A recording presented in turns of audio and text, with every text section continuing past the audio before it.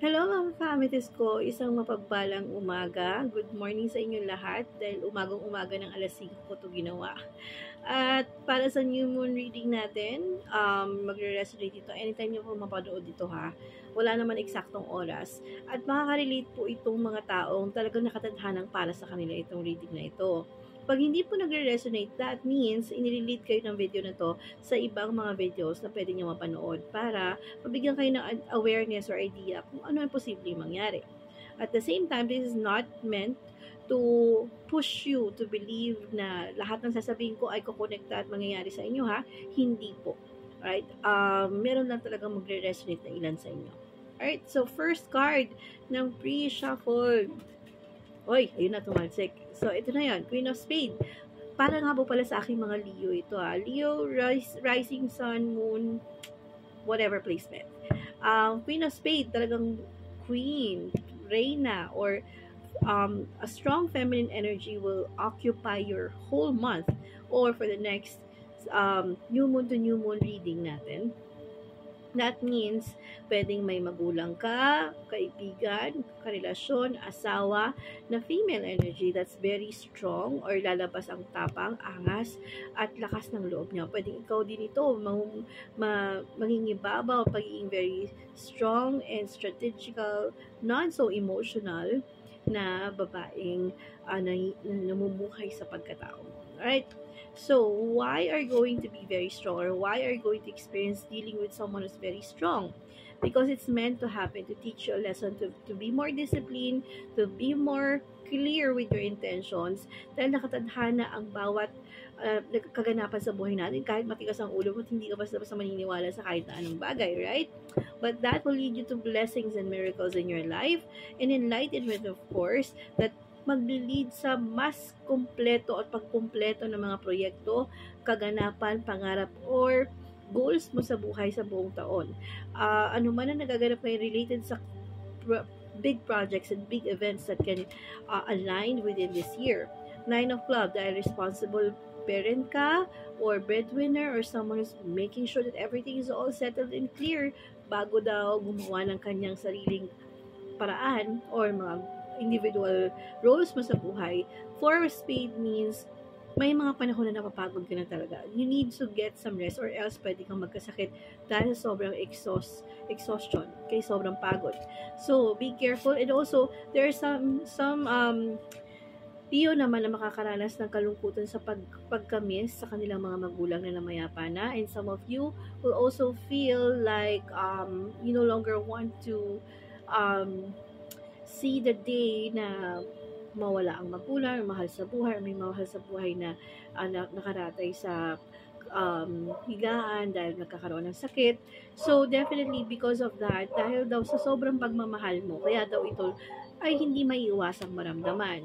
Kaya naman, kung ikaw ay may mga pag-aalinlangan sa mga nagaganap sa buhay mo ngayon at clueless ka kung bakit ito nangyayari, I would highly recommend for you to understand na ang takot pangamba na nararamdaman mo ay proseso para ikaw ay mas maging matibay at magkaroon ng mas ay expand ang connection at mga kaibigan.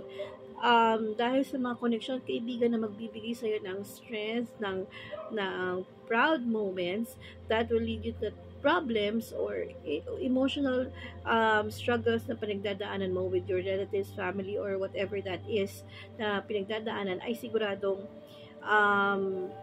malilinawan ka ng gusto. Hindi man ngayon, pero sa mga susunod na buwan or taon. Okay? So, napakalalim na nagaganap sa buhay ng aking mga Leo. Lalo na kayo raw ay kung kailan ako yung nagpapakabait sa kayo dumadaan sa challenges. And some of you are going to accept it wholeheartedly and some won't. At yung mga hindi agad-agad matatanggap yung challenges na ito na talagang part ng proseso ng kanilang pagkatao at mga pinagdadaanan within this season, mahihirapan makamove forward sa susunod na buwan. So, definitely, if you're going to accept the fact that it will be easier for you kapag natanggap mo na talagang part ito ng pagdadaanan ko talaga mangyayari pa rin naman to kahit anong gawin ko, then it will be easier for you to solve problems dahil kahit paano mag-aana sa loob mo na hubutin yung sama ng loob na yan at isang tabi na muna para ma-solve yung ibang bagay by using your logical and strategical ways. Okay? Whew, that was very strong. I can sense na may mga problemado, gustong malalim ang pag-iisip ng karamihan sa aking mga Leo. So, yung tarot card naman, lalo na yung mga niloko daw, na scam, na fraud, or dineceive ng kanilang mga mahal sa buhay o kakilala. And yung mga pagkabagabag na yun, and recently na nangyayari ngayon, medyo nasa proseso ka na ng enlightenment. Transition na daw ito para makapag-move forward ka ng tanggapin ng mga malalaking offer or trabaho na kailangan dati pa dapat makuha. And this is a new beginning for you. If this is really meant for you to continue or to push through, dapat lang daw be excited, because ang ilan sa inyo na may mga anak, motivation ito, inspiration para daw sa mga anak nila at mga mahal sa buhay na mas bata. So, may rason kang pinaghahandaan para sa susunod na mga buwan, kung may celebration, birthday, whatever that is, ngayon mo umpisahan ang pag-iipon para sa mga susunod na selebrasyon ng iyong pamilya at mga mahal sa buhay. Ang payo naman ng aking oracle card for you ay, yes, you'll be leaning on emotional loss or kalungkutan ng mga nawala, pumanaw, or mga taong mga gamit, bagay, o sitwasyon na nawala sa'yo that created a mental conflict within your brain or self. Ganyan. Ano ba? Sabi ko na nga ba, destiny nga ito't nakatadhanang kailangan mong tanggapin para mabigyan ka ng pag-asa or hope na may liwanag pa ring darating. Last but not the least, lalo na kung discontented at boredom na ang iyong nararanasan ngayon, isa pa nga, kailangan mo na lang daw pagsindihan ng kandila. I-alay at surrender lahat ito sa langit para unti-unti mo nang matanggap, mag-fade, mag-let go para maharap mo na ang authority, responsibilities at obligations mo. Now, ang aking Chinese bamboo stick na galing sa aking father na handmade, created niya to. Ito po ay mas matanda pa sa akin, more than 50 years old. So, ang sabi dito, dami. This is your long life. We are talking about your long life. Okay?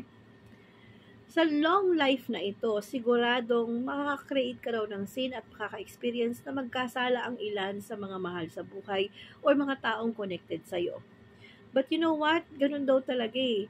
May in love at may in love ka sa mga maling tao, at may in love ka sa sitwasyon na hindi naman para sa'yo, para matutunan mong pahalagahan ang mas beautiful na mga bagay na susunod-sunod ng big events ng panahong ito.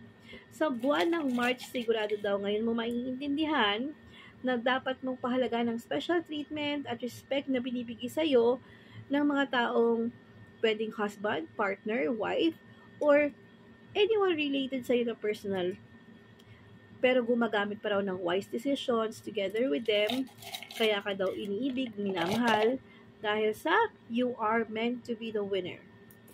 Especially with your investments, treasure, or savings, because you are starting to grow your finances in the future. Definitely hindi nakapagtatakang you'll be connected to rich people or you're gonna be rich. Good luck!